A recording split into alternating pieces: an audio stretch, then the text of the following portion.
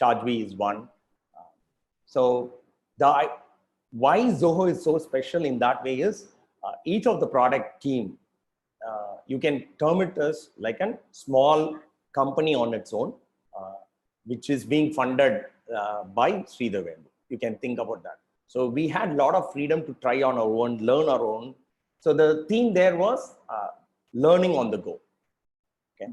So you learn by doing things, then you do it, then you iterate it, learn more and more. So that gave us a lot of confidence. To give you an example, I started my career as an tech intern. And when I came out, I was heading a product, which was multi-million-dollar product. And I had shifted myself from there to pre-sales, to support, to dev engineer, support engineer. So many roles we were allowed to take. So the key was wearing multiple hats. So it gave an option for me to understand the different pieces of the business. So Zoho was a breeding ground for a lot of entrepreneurs, and you could expect a lot more to come out of such similar companies like Freshdesk, ChargeBee, etc. Amazing. I can probably add to that a bit, Mithila, because 3 of our co-founders at ChargeBee are from Zoho. And as Karthi says, the mindset to build new things, it was heavily present in all the engineers also, right? When I was one of the earliest product managers in ChargeBee, and we could all see engineers thinking like product managers. And we had to go through a phase in ChargeBee to actually say, okay, I'll take care of the market side of things, you focus on engineering. It was so tough for the first 6 months to 1 year that we had to make them stop thinking like product managers to a certain extent. But yeah, a lot of those engineers who think like product managers go on to start up their own companies. They know the tech side of things, they know the market. And I think it's a very good culture that Zoho has created. And it's good to see a lot of such companies, Zoho Mafia, creating a lot more startups in this space. Yeah, Nitin, absolutely right. Okay, so Karthi, so this next question is about how Hippo Video was formed. Like what triggered the decision to pivot from Hippo LMS? I'm sure, right? You had your own passion, a lot of ideas when you started Hippo LMS. So what made you change that idea? What made you transform it into something else? Yeah. So maybe first I'll talk about how Hippo LMS came into our thought process. Yes. So I was heading the HR suite of products at Zoho before I quit. So I was working there for 16 long years. And my 2 other co-founders were also working with me, though in different teams. We were complementing each other. Like I was into product management and strategy. My other 2 co-founders were either a CTO or who is our CTO today is a framework guy who built the basic part of SaaS framework, or Neelam, who was a scale guy kind of. So when we were thinking about starting on our own, okay, thanks to people like Rajaram of ChargeBee or Girish giving that inspiration. So we were going around understanding what could be that best product that we can build and take it to the world. So being in the HR background, like I was there, product manager for almost 9 years into the HR side of things. So I felt one important part that was missing was onboarding or training people and taking them, speeding up them to the immediate level so that they start being productive. So that's how we thought LMS will be a good fit to start off with more and more people being hired, etc. And also we thought that way as the one. So we built an quiz platform as well as an LMS platform. So that's how we started off as. So during the process of building LMS, we understood there were many LMSs, but nothing was allowing people to create content and share it, sort of knowledge-based sharing. So that is when we thought, okay, we will build our own video component into the product where tutors as well as the people who are learning can create videos and share. So when we had built that and took it to the market, people were really surprised that we were able to build something very interesting. But the downside of it was people were asking like, can I have this part alone for different use cases? Be it when I gave a demo or when I go on a support call. And even what we did was we used to create videos for supporting our own product. So that started as a trigger and many people started asking.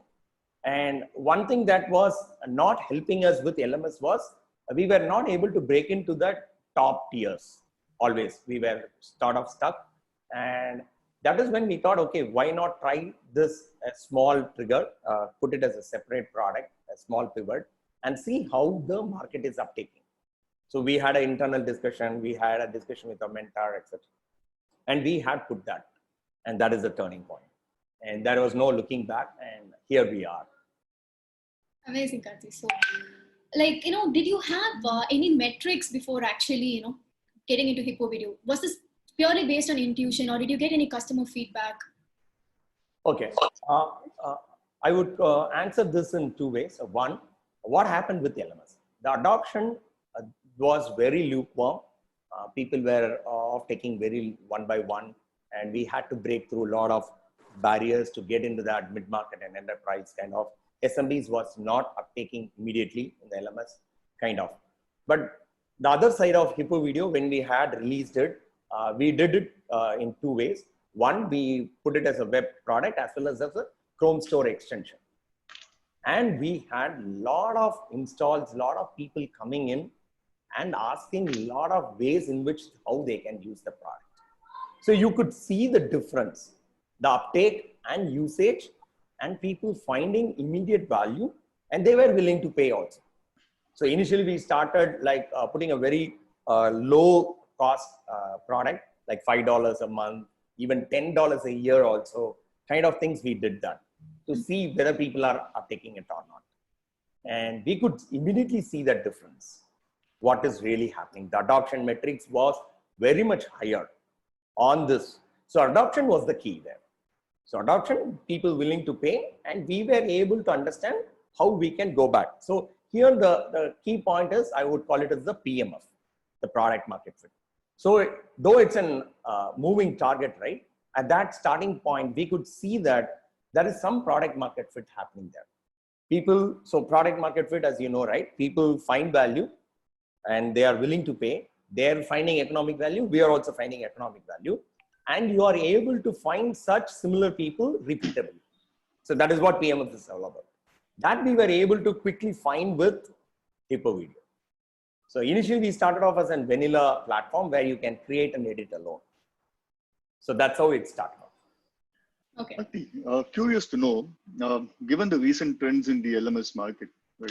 I probably noticed some offtake in the recent years. Would you take a different decision if you were to take a pivoting decision today? And what is your perspective about the market at this point? That's a good question. So market plays an important role. So when we had started off in 2016, it was not an education oriented market. People were not immediately realizing. But over this 4 years, you could see human resource has become an important part of a department in an organization where people have started. It's all along people have started realizing. But in the last 4 or 5 years, you could see people becoming the key in an organization. So how do you reskill them? How do you upskill them? Became a very, very important topic today. So today, if you take like, there are products like Lessonly, who is a customer of ours own, okay, as well. Mm-hmm. They are the leaders. So you could find a lot of onboarding systems or training systems for enterprises, as well as in EdTech also it is picking up faster. Like, Unacademy, Upgrad kind of things also. So if you ask me today, would I build that and pivoted? No, I may not have. Because the uptick would have been there. I asked that question probably because we have recently started, with the growth of the number of employees, we find the need for an LMS coming into place. Yes. Early formation stages, probably not so much. Yes. So lesser people, easy transfer of knowledge. The moment it goes beyond 100 employees, then the trouble starts. Yes. I just wanted to pick your brain on that. Thanks. Yes. Thanks. So, that particular question from Nitin, it is just bringing a point to me. So, do you actually regret your decision of pivoting now? Okay. Why should I regret? Is the basic question. So we as an entrepreneur, right, or as a human being, anyone, of course, will have some part of not clicking. Your decisions may not click, but what you learn and move forward was the important thing. So we were glad that we made that pivot. We were not sad that we built LMS. Okay, because we built LMS with the video component, here we are. So the decision as an LMS with the market was not conducive, was a tide against us. But video, we are riding the tide, riding with the wave, I should say. Okay, awesome, Karthi. So that in fact tells us, right, not only in this, in any approach, any decision we take, there could also be regrets, but then again, it's about moving forward. Awesome, Karthi. So that's one thing. So next question probably would be, Okay, maybe a fun fact, as I said, so we really wanted to do an LMS, and now we are the video engine for a world-class LMS today. I cannot name it, but we have become the biggest engine for them, and a lot of videos are created as an LMS. So it has come a full circle for us. That's nice. Okay, awesome, Karthi. So, I often hear the statement, right? Like you can pivot from failure to success. And were there ever a scenario in the history of Hippo Video, like where you feared a shutdown, or how was it? Okay, see, this negative tone to pivot, I don't agree upon. Okay, you have to evolve, and pivot is part of that evolution. Okay, so as a startup, why pivot is becoming a bigger sticky point is because you have limited resources, you have limited funds, and you have to rally around, move out. It is sort of becoming life and death. That's why pivot is seen as a negative point. But do you believe Zoho has done like 20 odd pivots, which others may not know outside? Freshworks would have done, ChargeBee would have done. But why it has become a sticky point is at that low resources availability, it is becoming a sticky point. But I would say without pivot, right? There is a stats, they say why most of the startups die. 42% die because there is no market. So should I blame the entrepreneur? Should I blame the market? So having taken a big step, leap towards, and it's always better to evolve and find the next best option. So pivot, I would say, if it is in line with your progress, then it's always good. Okay. So we have built a video and we were able to extend. That's sort of a progression. Assume I have built video, but I'm going to say, totally, for example, subscription billing. It's totally unrelated things. That's a tougher thing on the system, on the engineering, on the product management, learning the whole thing again. So if the pivot is in progress, is seen as a progress, either in the business model or in the product, etc., I would still say it is an evolution rather than a negative point. Okay. So I definitely stand corrected, Karthi. So it is an evolution. Yeah. So thank you for that. Karthi, I'm wondering, so when you started Hippo Video, you definitely would have, had a good idea and everything, but did you have a very good plan, very big, well-formulated plan? Did you know what you're going to do exactly? Okay. It may not be equivalent to how we started LMS, because LMS was a well-prepared plan. Okay. But Hippo Video, on the go, we need to take some decisions. So we read about a couple of things. What is that pivot? What are the things we should take care? So there are different kinds of pivot, they say, like zoom in, zoom out, or customer segment pivots. There are so many other pivots happening. So what we did is a zoom in pivot, in the sense, a feature of a product became a product itself. So video was a feature in our LMS. We zoomed in and made that as a product out. So we had to cull something out and took it out. So we had to take a series of steps, understanding how we want to do it, both as a product, as a customer segment, engineering, as well as the business model, how we want to take this up and move. So we had a series of discussions on how to take care of all of these, but on the go. It was sort of like as I said, we had first put the extension, we had done that web, then we understood what to iterate. So I won't say we had a full-blown plan, but we had the semblance of idea like how we will take this forward. Okay. Karthi, this story sounds really nice to hear, the pivot story. But we are now going to move on to some really tough questions. Yeah, I'm sure there was a lot of chaos when this happened, right? I mean, we want to pick your brain on what happened behind the scenes. First question is, when I tried to pivot, as you said, a customer segment, we pivoted one of our modules to focus on outbound selling instead of inbound. right? And that was chaotic. You're pivoting an entire product. First question, how did you manage to convince your co-founders and your investors? Okay, What was the pitch you made to them? Yeah, so that's a very interesting question because everyone will have to take care of that. The bottom line there will be communicate well, be transparent. Okay, that is the bottom line. But what happened was when we did that pivot, we did not have any investor. We were just making some talks with investors alone. So it was more about our own co-founders and the team that we had, a small 10 to 12 member team we had. And of course, we had to bounce the idea with our mentors, well-wishers, etc. So what we did initially was before we even took it to the team, as a co-founders, we three had a grouping together, slice and dice, what are the advantages, disadvantages, pros and cons, and what is the biggest impact on the team. Okay, so the key underlying was the progress. As I mentioned, it was not an unrelated pivot. It was a pivot on the lines, but we were branching out, you can call it. So that made us a little comfortable. Then we bounced off our ideas with our well-wishers, mentors, etc. So they came up with some ideas on how to drip it down. The key there was we did not shut down LMS. Okay. So we, out of this 10, 12 member team, we had only 2 people, me and one more tech guy, alone working on the new product, Hippo Video. We brought out the pages, we brought out the product, and we did a product and launch.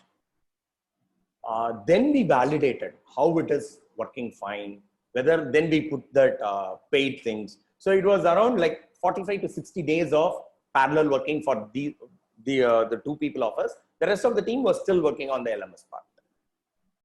Once we had sufficient data into a system and different use cases, so Product Hunt gave a good idea for us.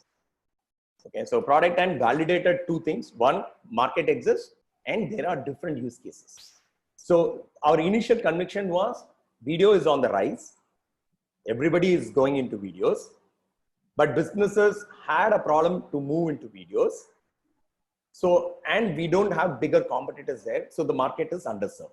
So this was our philosophy, the basic theme. That was really validated with Product Hunt. Once it got validated, once people had opened their wallet to pay, then we went back to the team with the data saying, this is what is it, what is really happening. Then we shifted the whole thing around. Like 2 people went into maintenance of LMS and Quiz. The 8 people started working on the product. So this one. So it was really tough because people had a lot of questions. I think the market validation and people being able to pay money for the product, I think that really helped you offtake that product. Nice. Yes. Yes. Yeah. You want to go, Mithila? Yeah. Okay, thank you, Nathan. So like you did touch upon a little like how you conveyed it to your team, right? So I did have a chance to listen to one of the podcasts where, Stewart, he was discussing about a part where he went and told his team that he's moving from Glitch to Slack and he's going to close down Glitch and everything. So he said it was a very emotional scenario for him. So how was it for you, Karthi? Like apart from the data and everything, how did you feel when you moved from Hippo LMS to Hippo Video? So emotionally, we were really, really anxious, the whole team, especially the founders as well, because we had charted a different plan and we had to move ourselves. And it's an uncharted plan, though we had only 3 months away or 6 months away of understanding. So the key point there was, the key question everybody was asking is, how do you ensure yourself there is no such pivot hereafter? One question, because all their work on LMS, of course, we had only the video coming in, all of them have gone to the drain, all of their work, okay, all of their work hours. So that question had to be answered in a very transparent way, laying out things like, this again is an important decision. If you don't take today, we may not survive as in a company. That was the first point. 2, of course, we are all going to work as a group to make this a success.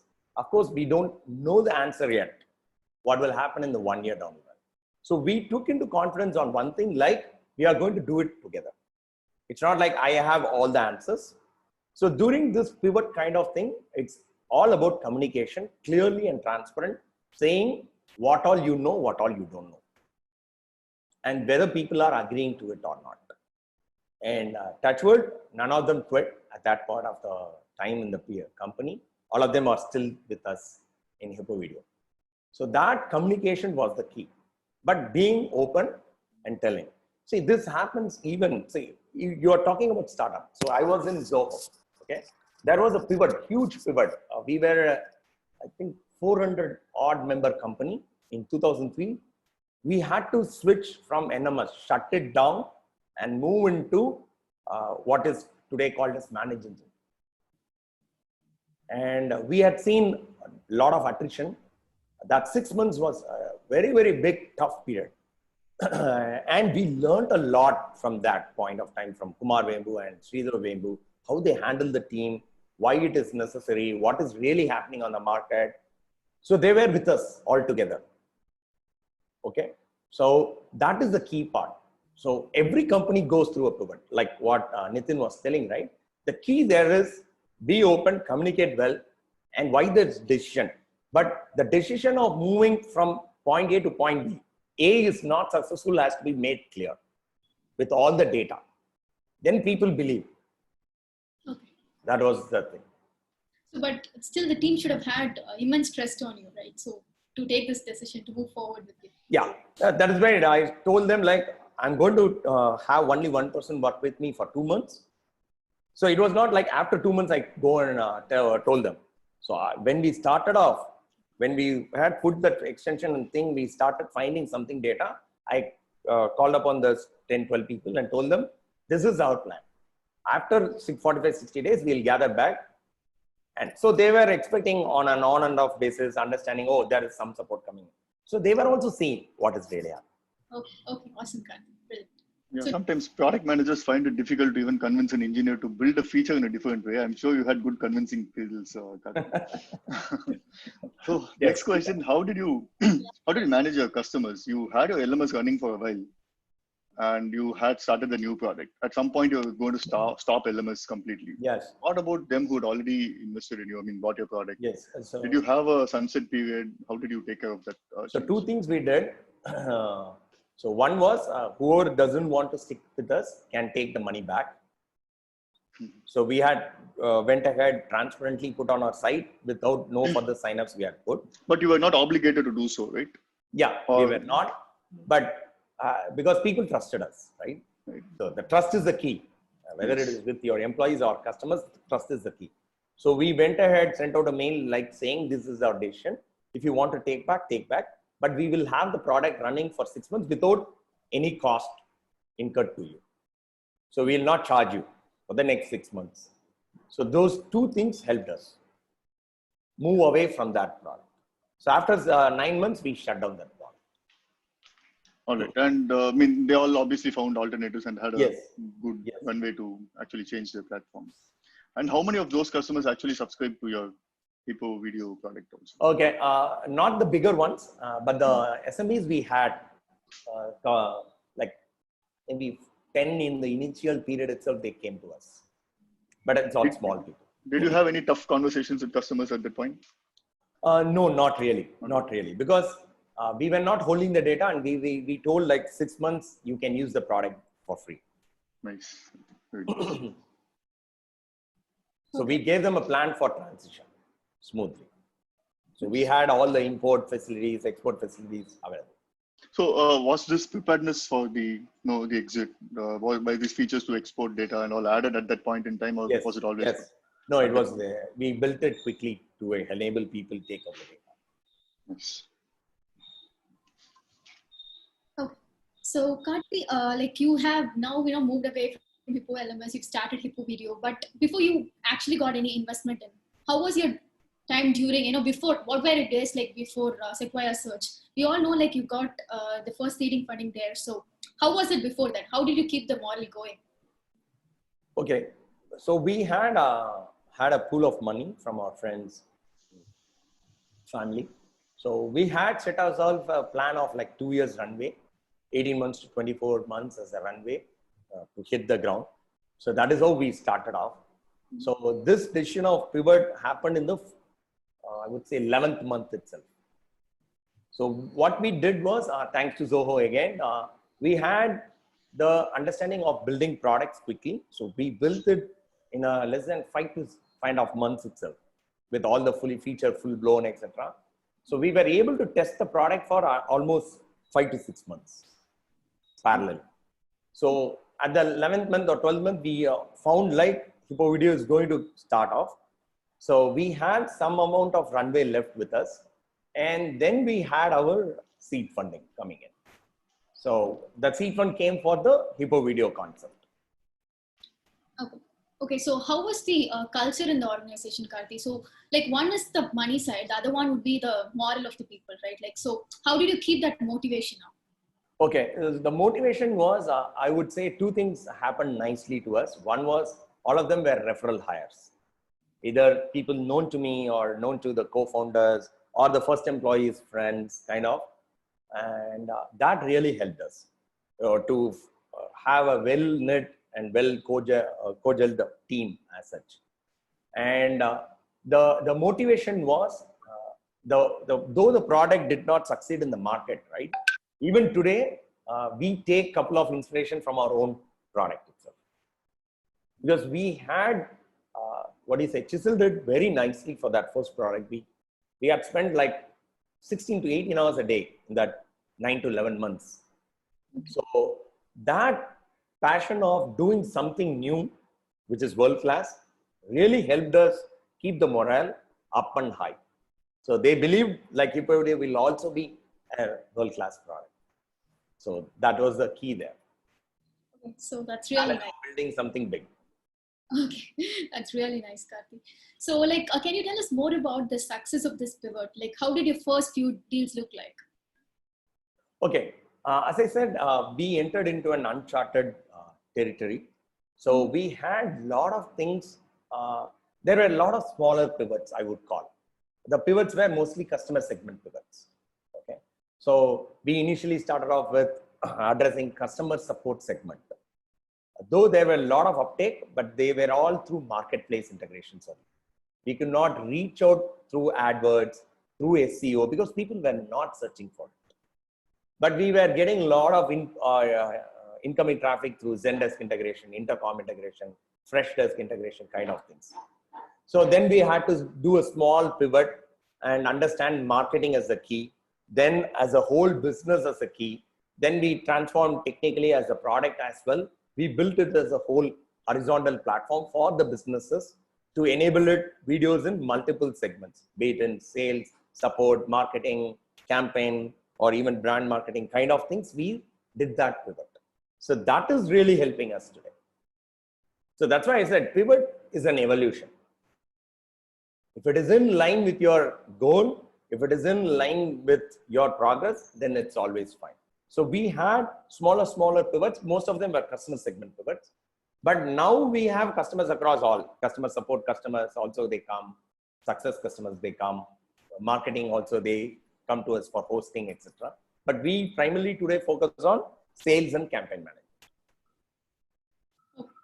Okay, so now as you said, when you started out this pivot, you might have to make some sacrifices, right? Like, probably you would have concentrated on a specific audience. Even though you're getting some traction from the other domains, you would have, compromised that. So what do you think are the sacrifices that is needed for a good pivot? Okay, the sacrifice, see, this is where again, I will come back to PMF. As a product manager, we should be very careful with what is happening to our PMF. So that sets a boundary to anyone. Okay, even today as an organization, we have that PMF. So that was the baseline of understanding who we are going to target. If someone else comes, what happens to them? Are we going to build features for them, etc. and all? So to give you an example, education was not within our PMF, but they found value within our system. They came, they bought on their own, they're still using. Okay, but we do not build specific features for them. So Girish used to say, like, as you grow, right, as a horizontal platform, there will be so many specific features that will come and people will start asking for a specific use case for a particular user alone. Don't do that. Don't ever do that. So if it has a larger goal, then you can start building it, which can be addressed for many other customers. Then you can build it. So we had this PMF set it up, understood, like we will serve only the businesses and how we are going to serve the business, understood it, and who are our target segments like SMB, mid-market. We will not go into enterprise. Kind of understanding we had. Then we had limited our thing. So the sacrifice, I would say, was losing, or we can call it as firing of our own customers. So if some customer comes back and asks, we will say definitely no. Kind of, that's really tough. As a growing organization, every revenue is really, really important. So that was really tough. How do your customers take it, Karthi, when you tell them that you won't? No, if you engage with them properly in the initial step itself and say why you are here and what you are doing, if you are able to explain them properly, people will understand. So if you engage them for a quite amount of period, then you say you cannot do it, then that becomes a sticky point. Okay. Got it. It's about. So you have to really know like whether that person fits your user persona or not, customer profile or not. Okay. That's really tough. Okay.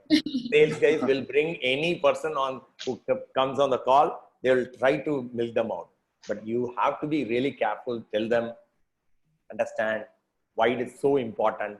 Otherwise, the team gets distracted. And Okay. that too, when we were building a horizontal platform, it was really tough. Okay. Awesome. Karthi, how long did it take for you to get product market fit with Hippo Video? And was it before you shut down LMS, or was it after that? After that only. So it took like, I would say 9 to 11 months.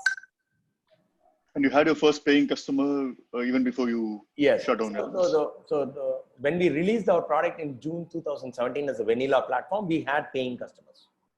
Right. The PMF, we were able to hit only the next April, I would say. Because we had that customer segment pivots, understanding the product, how people are using, a lot of interviews went on, kind of things. Because initially it was like freelancers, they came in, VSBs, they came in, kind of smaller people came and gave us the confidence that there is a market need. But we had to build it for the SMBs and mid-market.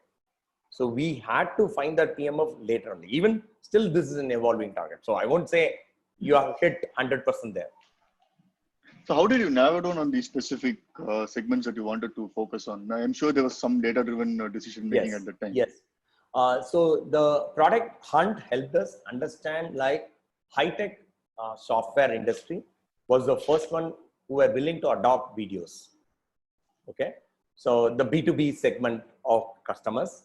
Then we had the digital marketing agencies. These two were the bigger segment who adopted in a larger way our products. Though there were other segments like real estate, insurance, there were so many other people who still use our product.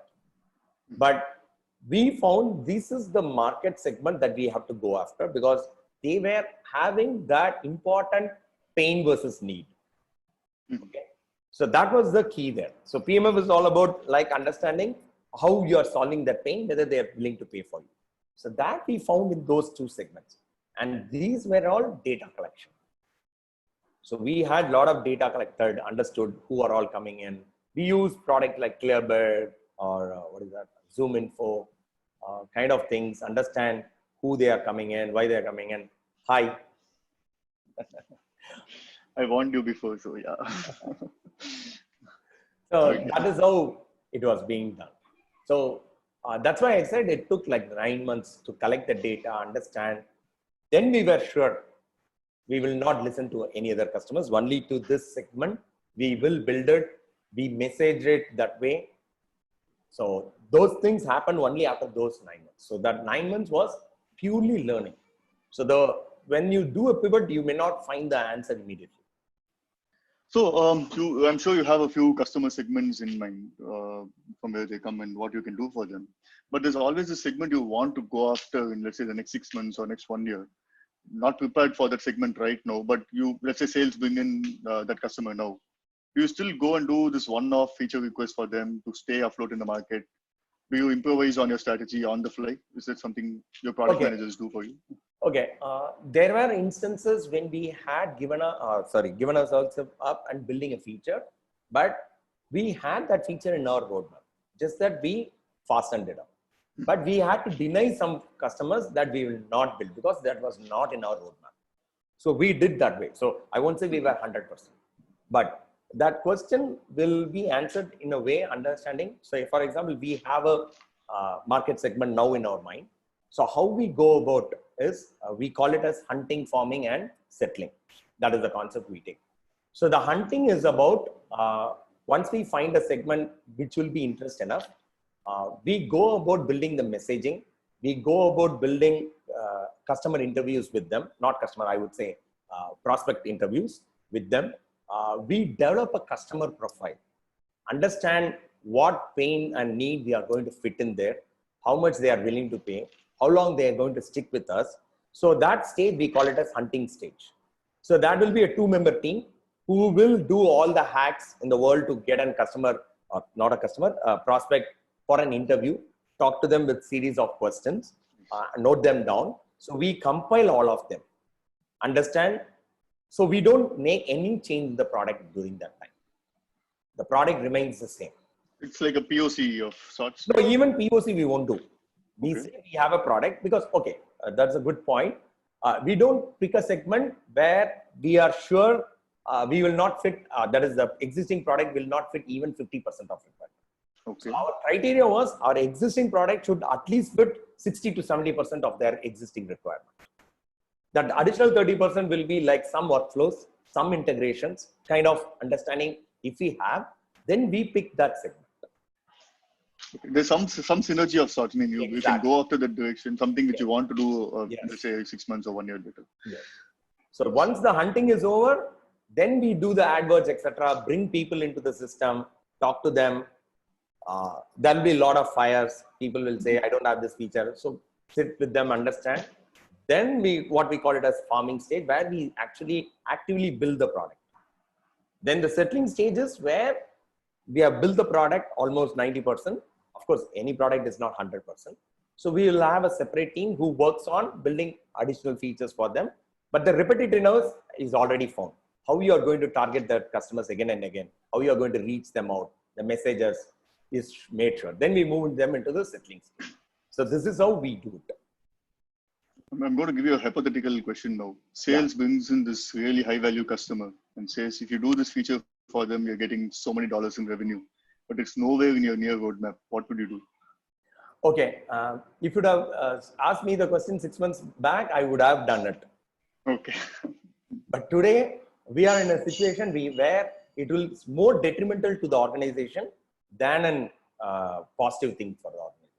Because it sucks up all the resources, especially a bigger customer. So if it is a smaller customer, it's always fine. Any day you can fire them out. If it is a bigger customer, you have to be really, really cautious in bringing them on board. So we had one. They might start dictating your roadmap. Yes, exactly. Exactly. I mean, I'm sure most product managers you would have faced it at some point in time. I mean, I faced it personally, and I try somehow to convince sales.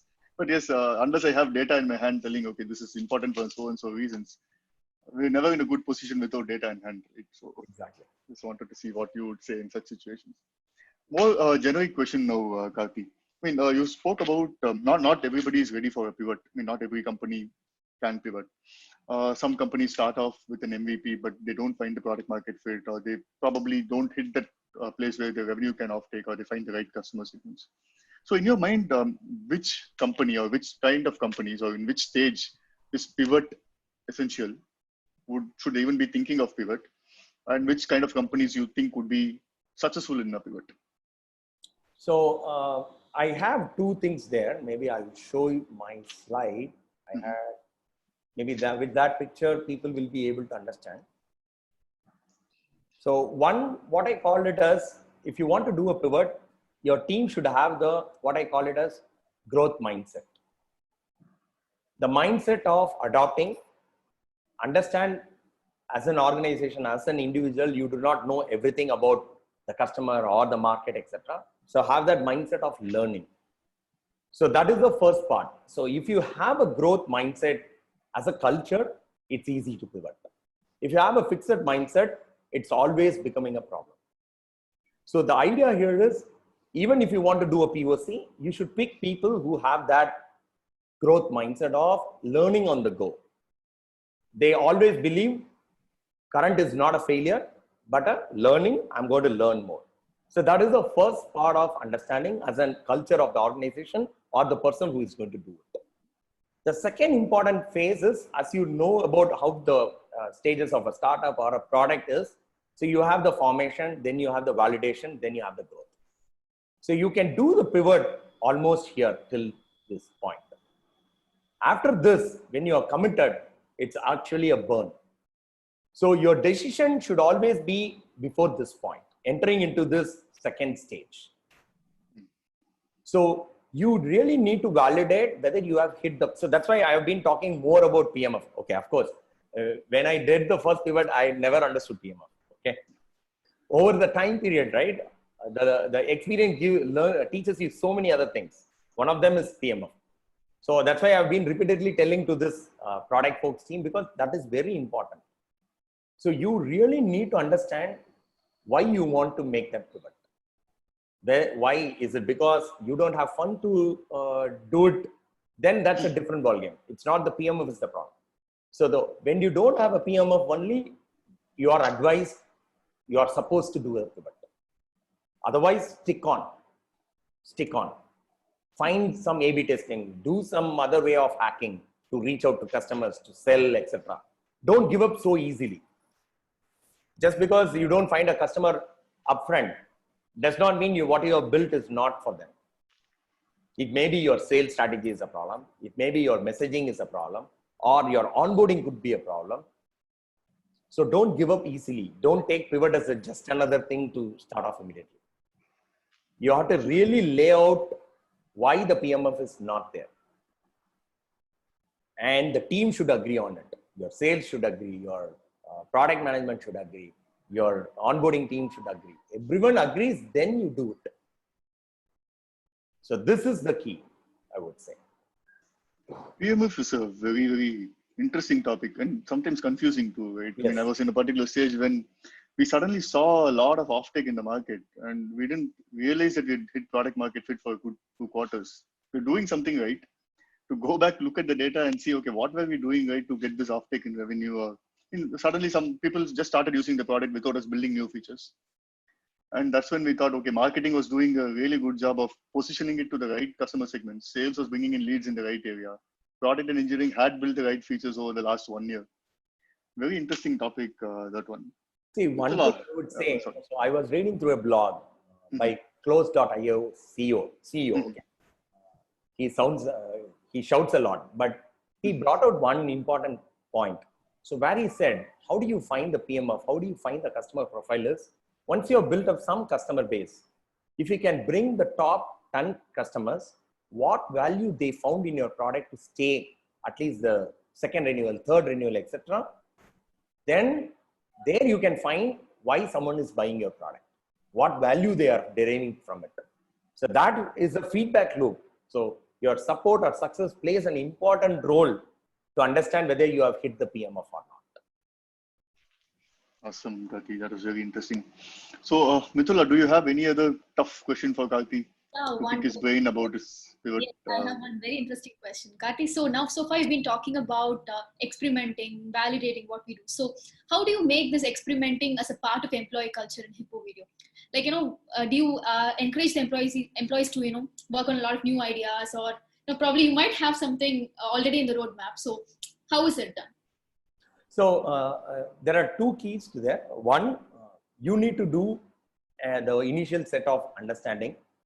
Okay, that experiment, how you're envisioning for the next 6 months, why it is better, why it is important for the goal of the organization, kind of underlying work you do. The second important thing, as I said, growth mindset. Pick the right person who has that mindset to experiment. So they should not fear failure. Because this experiment may go down. You have to wind up. Okay. That should not become a stigma on that person. So as an organization, you should not treat failure as a stigma, but as a badge on your own to say, okay, I tried something Okay. which is aligned towards the goal of the organization, then that is the key there. So don't fear for failure. That's the key there. But you need to have some thesis on why you want to do this experiment. Start it very small with small budget. I would definitely say don't spend budget. Do it all through hacks. Do it all through hacks. So now we are doing some experiments now also to find a new customer segment. So we don't spend budget on that. So you need to do some small hacks, do some hacking, like for example, short users, if you want to try, go behind the followers of Twitter, bring them around, talk to them, understand. So it may take like 2 or 3 weeks to initially formulate whether you're on the right path or not, but you have to give that path. Okay, so you have to spend some time on that. Yes. But what happens when these decisions, sometimes, these experiments may not yield the results, right? So what happens then? How do you let go of these experiments? How do you kill these experiments? Because from an employee perspective, it could mean something to them, right? They've been putting their entire effort on that.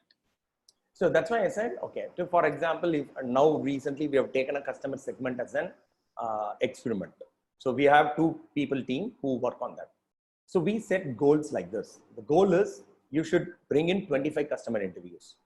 You should be able to come out with the value what that segment is going to derive from Hippo Video, and why would they pay for it, and is it a longer term need or a short term need. Kind of understanding, we have set of questions that they need to answer at the end of the experiment. So they themselves know if these are not matching, this experiment will be wound up. So that was set clearly in the start of the experiment itself. So that's what I would say.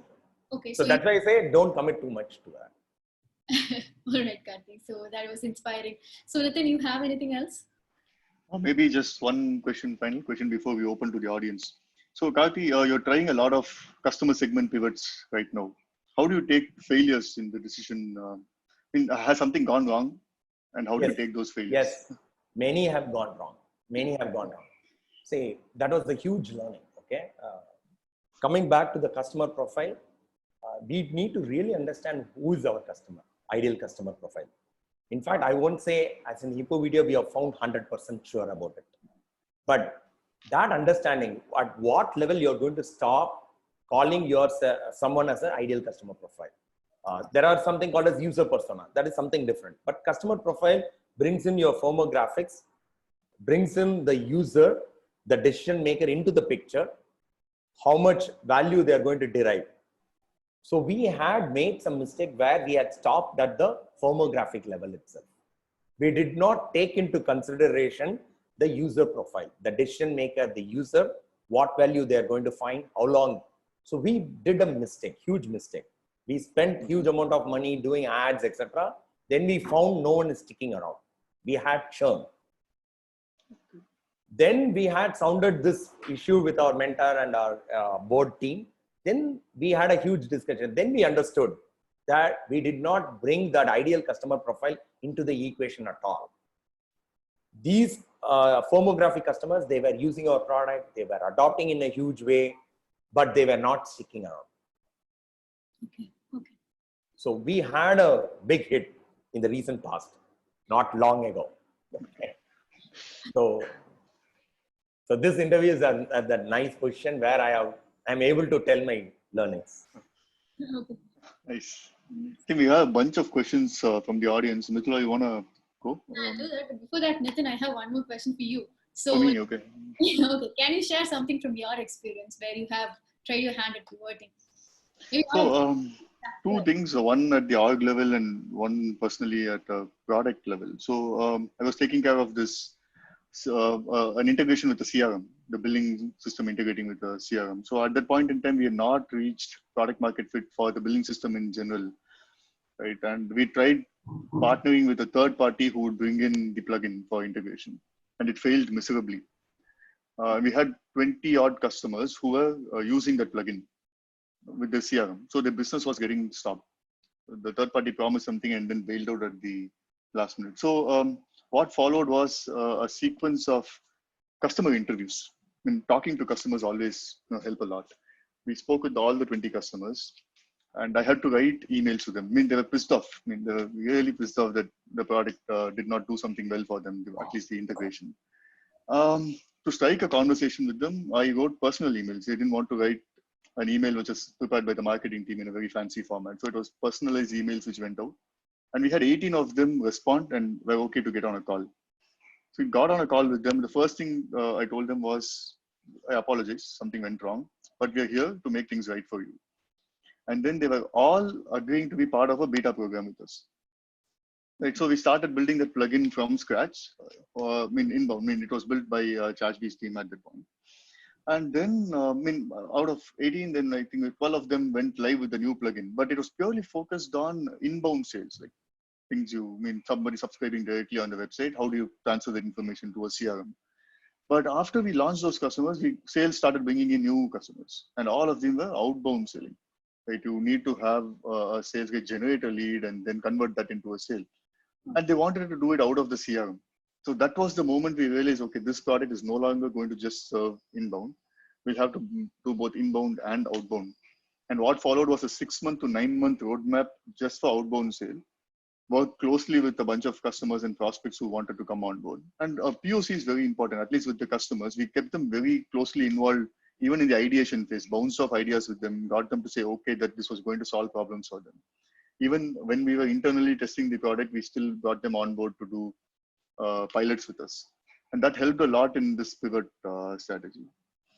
And the second one, more at an org level, going after the specific customer segment. So subscription business in general is present across multiple verticals. There's SaaS, which is predominant. There's services like memberships. Like gym memberships are also on a subscription basis these days. And then there are physical goods or products where you ship magazines on a monthly or quarterly basis. So we had customers from all of these segments in the initial phases. And then slowly realized that when we hit that product market fit, it was mostly coming from the B2B SaaS space. Right? And it was a very clear fit, the product. And anything that we wanted to do was in that direction. But we already had onboarded quite a few customers in the physical goods space. They wanted us to integrate with a shipping platform so that they can manage their orders better. So we did basic integration, stopped with it because we didn't want them to come in the way of them doing business. So we did basic integration, stopped with that, but we didn't invest our time and effort further in those lines. And we clearly said our focus is B2B SaaS. Let's do more in that space because that's where the revenue is coming from. That's where we're competing with a lot of other prominent players in the market. So this was an important moment, I think, in 2019 that we decided we go after this particular space. And then from then onwards, at least for the next 1 or 2 years, we are clear that we want to focus on that particular customer segment. Okay. So that was really nice. Yeah, so thank you for sharing that. Before we actually open the question and answer session, I think maybe if someone from audience is also interested in sharing their experience, it'll be good. So Akash, do we have anybody?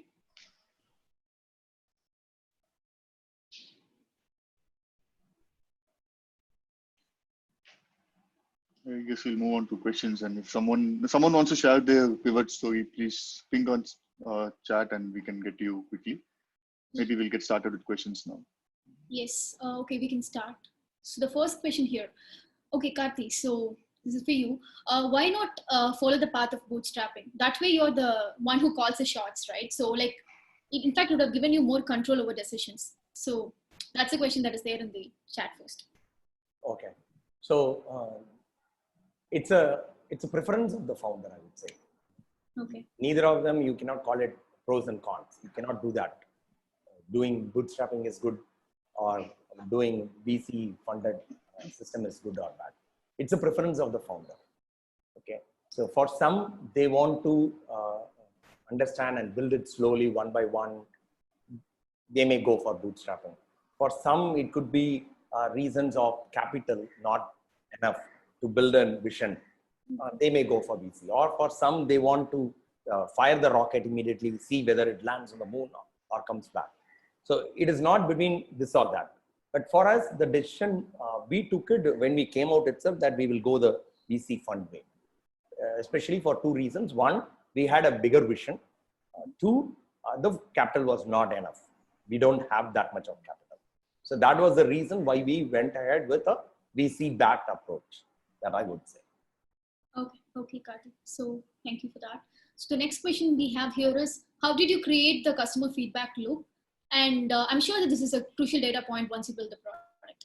Okay. So initially itself, we made sure there are enough touch points through which customers can provide their feedback, both on the product, on the features, or how we service, etc. Be it a feedback form inside the product or chats inside the product on the site, wherever it is, we ensured like no channel is closed for them to give the feedback. So that is the inbound feedback. What happened with us is whenever someone signs up in the initial period itself, as the founding team and the product team, we usually go on call with them, understanding how they want to onboard, what are the issues they face. So that kind of customer feedback was very much important. Today, of course, we have a customer success guy itself taking care of all of that. But initial days, we had these channels opened up because this customer feedback is where you can understand whether you are providing value or not. So that's very, very important to have that. And coming from Zoho, Zoho is built on support as the philosophy. Okay. Zoho had its initial successes basically because of support, a great support. So we took that to the T and we still provide great customer support. That's it. Okay. So next question is really interesting, Karthi. So now that you're in the growth stage and if you face some serious competition from giants like Google and Microsoft, would you consider pivoting again? Okay.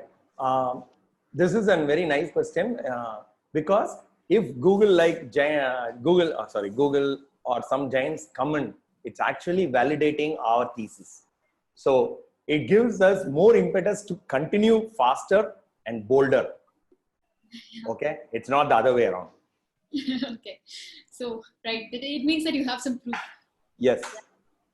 Okay. So what are the parameters to understand that your concept or idea is worth investing into? As I mentioned, right?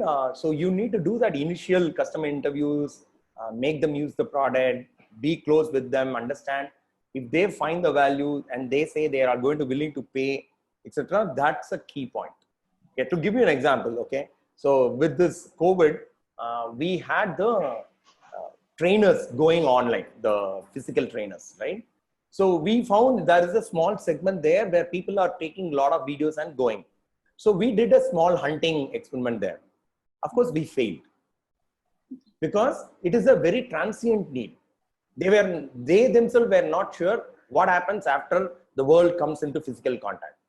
Will they continue with it or not? When they are not sure, we had to wind it up. We had initial sign-ups. People like 5 or 6 people came in and they were creating videos for training purposes. So that triggered that hunting experiment. That's why I said, so you need to do that initial 2-3 weeks of decision making. Then you can call it whether you want to dip in more or come out. Okay.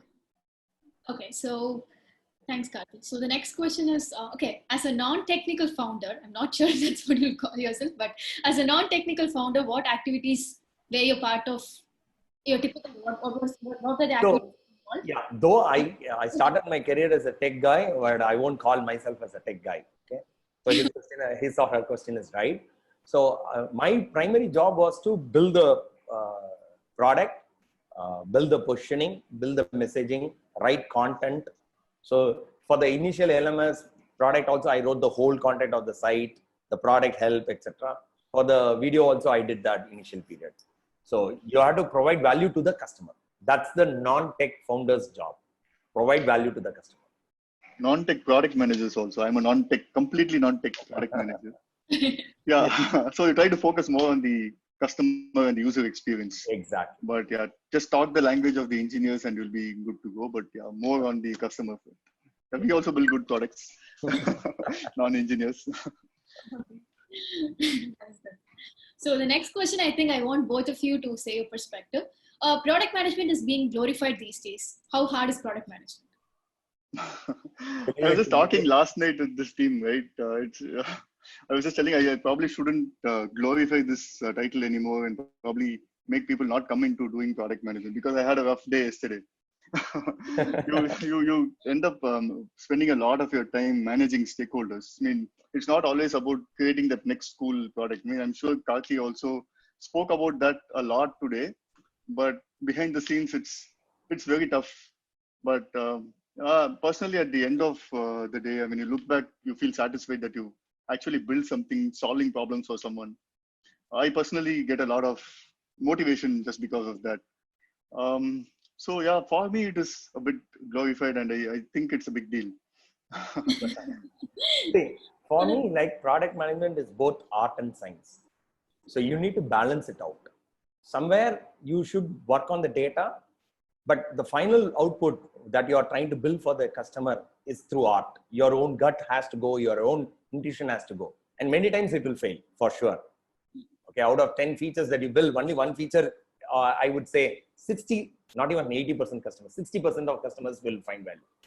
Okay, so it's really tough nowadays because the make or break of an organization is in the product today. It's a product driven world because there is lot many options available in this world. So how do you have that best user experience, help the end user derive the value is the key. So everyone comes into that picture. It's no more cost leverage. It's no more sales driven kind of things. It's all product driven. Okay, so I take it that both of you say it's hard. Yes. Right. Okay. So Hippo Video recently rebranded as video experience platform from video personalization distribution platform. So what is the difference? Okay, this again is an experiment. Okay, the messaging is an experiment. Okay. This is also part of how you position yourself so that the right customers you are able to reach out. Okay, so that again comes back to the PMF. Understand who your customers and what kind of thing they are looking out. So this again is an experiment. So we have not hit the perfect messaging because this is a new category. So we are building a new category. So we have to actually play around with a lot of messaging. You go back to Drift, you go back to any new category creation, they would have done like N amount of messaging experiments.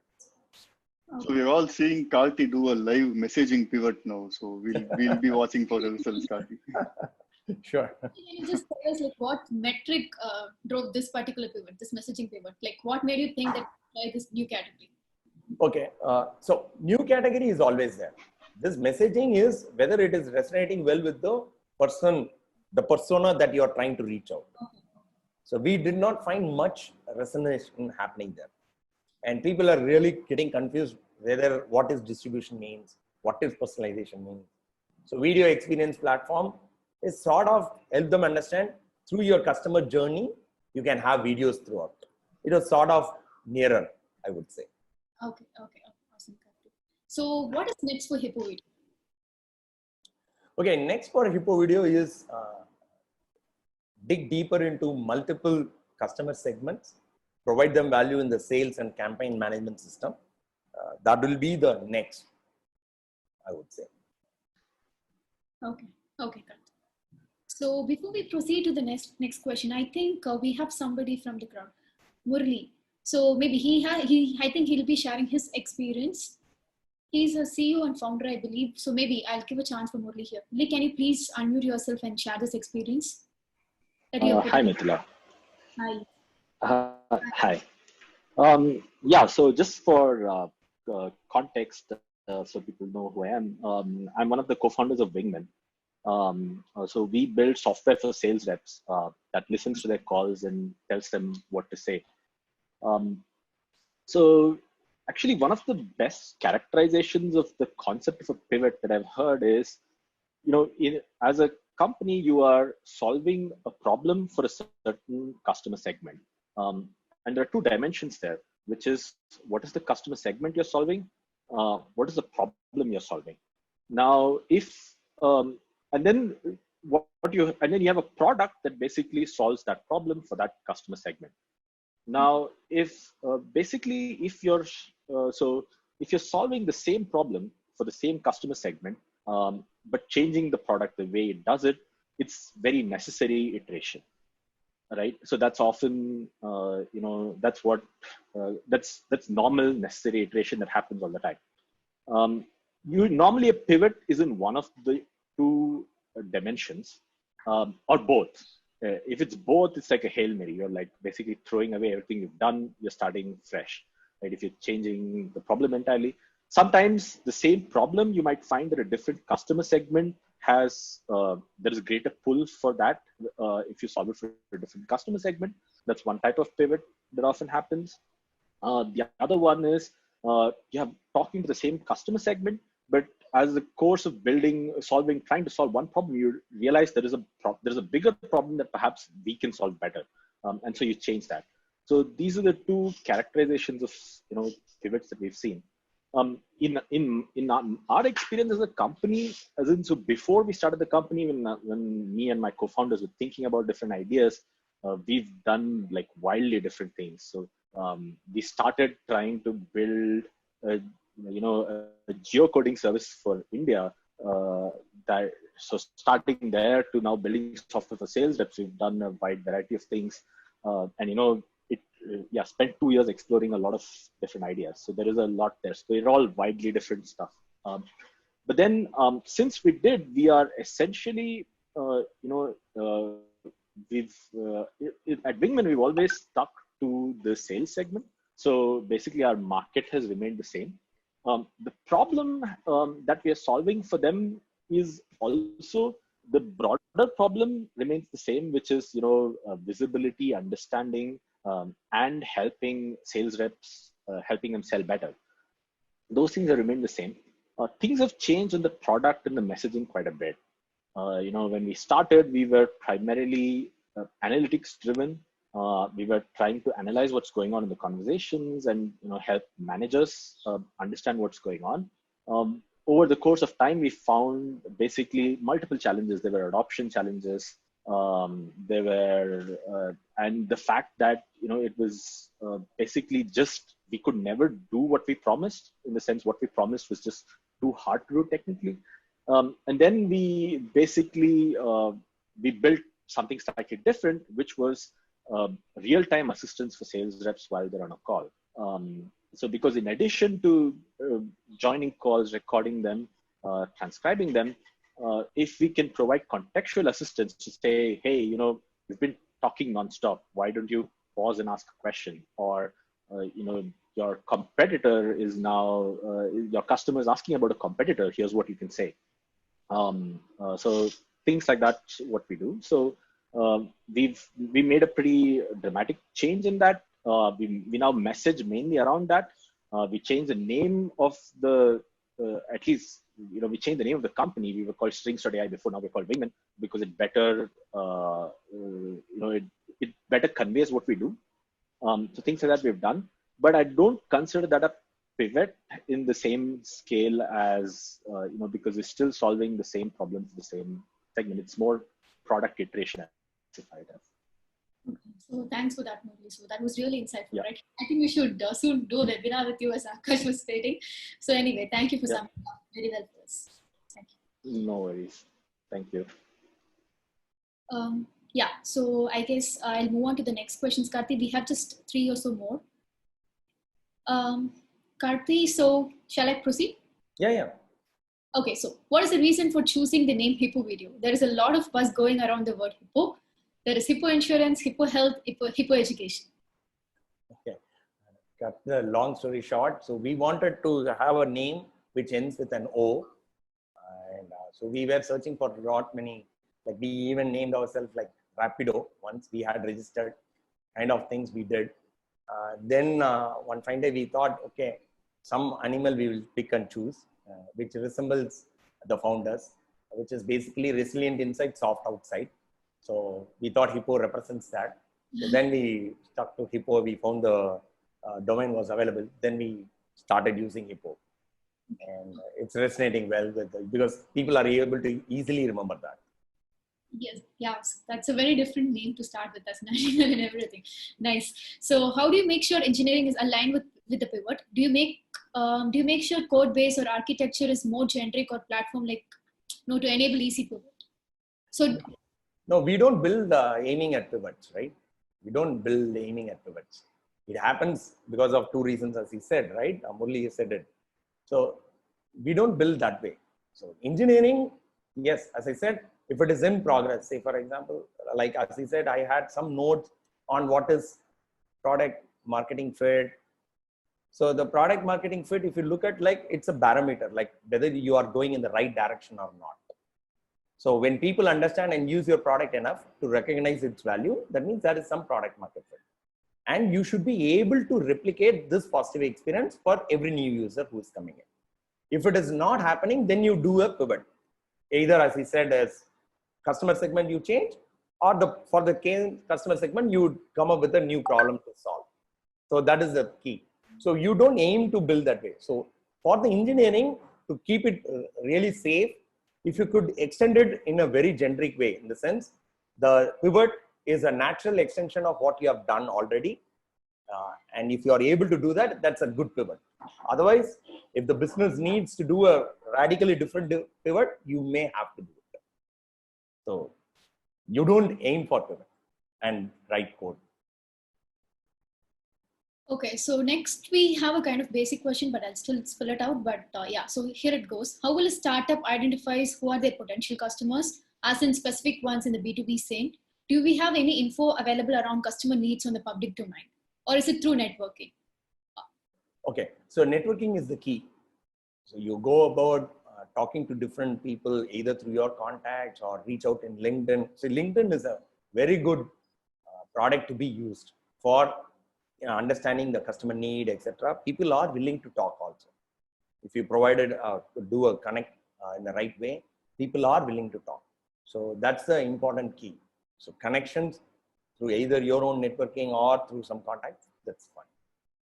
Okay, Karthi. So we have one final question. So what was your product pricing strategy? What factors do you need to follow? Follow into it, or any product development? Okay, so our pricing, we could actually benchmark with our competitions. There exists some competition in the market.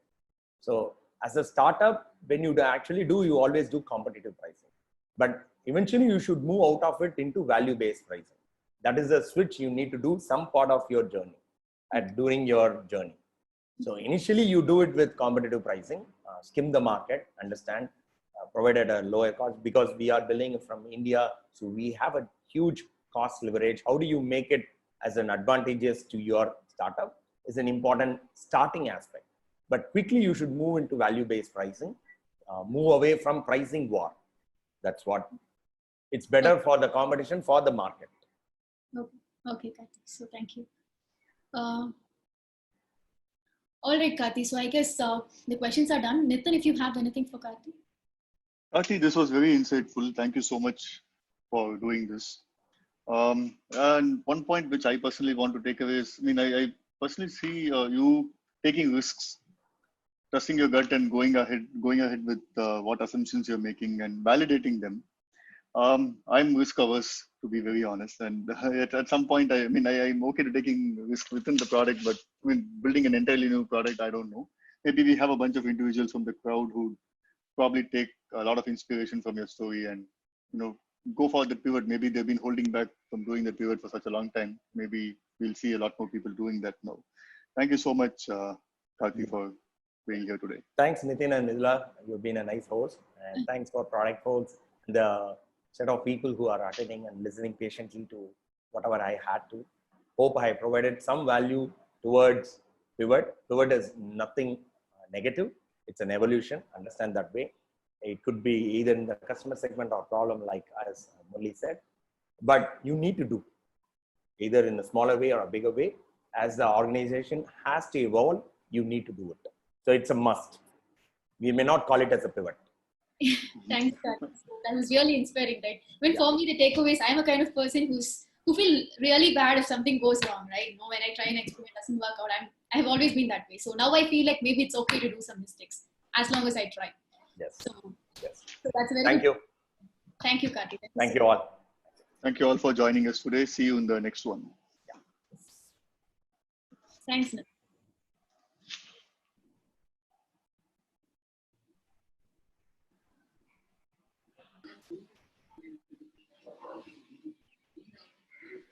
Thank you, Mithula. Hi, Alan. You were there, kya? Thank you, Karthi.